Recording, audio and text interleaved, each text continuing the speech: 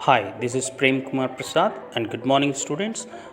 आज मैं आप लोगों को ज्योग्राफी एक्सकर्जन की क्या वैल्यू होती है, क्या इम्पोर्टेंस होता है और घाघरा साइंस कॉलेज के द्वारा 3-4 सालों में जो भी ज्योग्राफिकल एक्सकर्जन के लिए आप लोगों को ट्रिप पे भेजा गया है उसकी वैल्यू और इम्पोर्टेंस मैं आपको एक वीडियो के द्वारा बताने जा रहा हूँ। सो प्लीज़ ये वीडियो पूरा देखें। Thank you very much.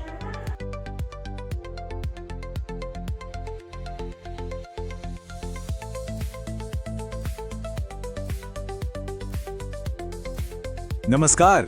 School की जो भूगोल यात्रा होती है वो क्या सिर्फ क्लासरूम से एक छुट्टी है या फिर इसके पीछे कोई बहुत गहरा मकसद छिपा हुआ है? तो चलिए आज इसी सवाल की गहराई में उतरते हैं।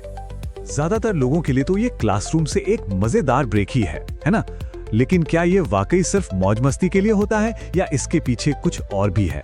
आज हम इसी आम धारणा को थोड़ा चुनौती देते हैं और देखते हैं कि सच्चाई क्या है।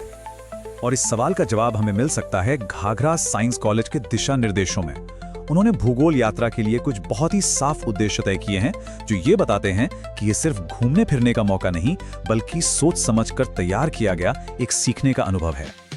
तो सबसे पहला और सबसे जरूरी मकसद है वैज्ञानिक सोच को पैना करना।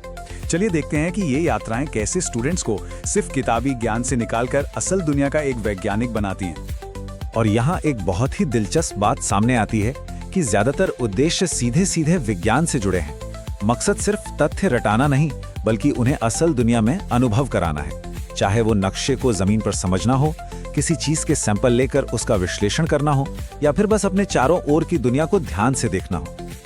और यहीं पर वो कहते हैं ना, थियोरी और प्रैक्टिस का संगम होता है। जो चीजें क्लास में सिर्फ तस्वीरों या डायग्राम में देखी सुनी थी, अब स्टूडेंट्स उन्हें अपनी आंखों से देखते हैं और असल में इस्तेमाल करते हैं। और सीखने का इससे ज्यादा असरदार तरीका शायद ही कोई हो। असल में इसका असली लक्ष्य सिर्फ भूगोल के फैक्ट सिखाना नहीं है बल्कि एक वैज्ञानिक स्वभाव पैदा करना है। यानी सवाल पूछने, ध्यान से देखने और फिर विश्लेषण करने की आदत डालना। ये एक ऐसा हुनर है जो जिंदगी के हर मोड़ पर काम आता है। लेकिन बात सिर्फ एकेडमिक ज्ञान पर खत्म नहीं होती। ये यात्राएं एकेडमिक से कहीं आगे जाती हैं।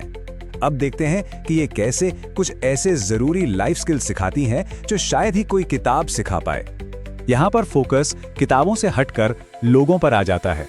जब स्टूडेंट्स एक साथ मिलकर काम करते हैं तो वे सिर्फ भूगोल नहीं सीखते बल्कि टीम वर्क, लीडरशिप और मुश्किलों को मिलकर सुलझाने का हुनर भी सीखते हैं।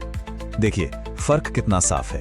एक तरफ है अकेले बैठकर पढ़ना और दूसरी तरफ है एक टीम के साथ मिलकर किसी असल चुनौती का सामना करना।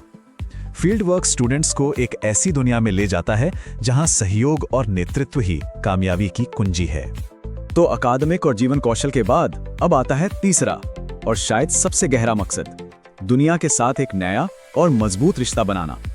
जब कोई किसी जगह को अपनी आंखों से देखता है, वहां की हवा में सांस लेता है, तो वो सिर्फ जानकारी नहीं होती, वो एक एहसास बन जाता है। ये प्रकृति और समाज के साथ एक ऐसा जुड़ाव है जिसे कोई किताब या वीडियो कभी नहीं दे सकता।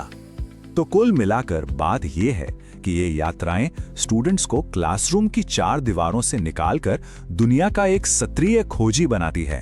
वे सिर्फ सीखने वाले नहीं रहते बल्कि अपने आसपास की दुनिया को समझने वाले और उस पर सवाल उठाने वाले बन जाते हैं। तो हमने 3 अलग अलग पहलुओं को समझा: वैज्ञानिक सोच, जीवन कौशल और दुनिया से जुड़ाव। अब इन सब को जोड़कर देखते हैं कि पूरी पिक्चर क्या बनती है।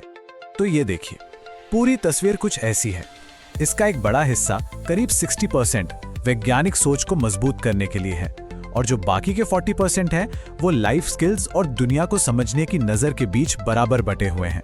ये तीनों मिलकर ही एक संपूर्ण व्यक्तित्व का निर्माण करते हैं। और आखिर में जो सबसे बड़ी बात निकल कर आती है वो ये है कि इसका असली मकसद सिर्फ एक अच्छा स्टूडेंट बनाना नहीं है बल्कि एक जागरूक और जिम्मेदार नागरिक तैयार करना है। एक ऐसा इंसान जो सिर्फ दुनिया के बारे में जानता ही नहीं बल्कि उसमें एक सकारात्मक बदलाव लाने की क्षमता भी रखता है।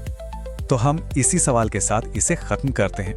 हमारी सबसे जरूरी और असल शिक्षा का कितना हिस्सा वाकई में क्लासरूम की 4 दीवारों के बाहर होता है? सोचिएगा जरूर।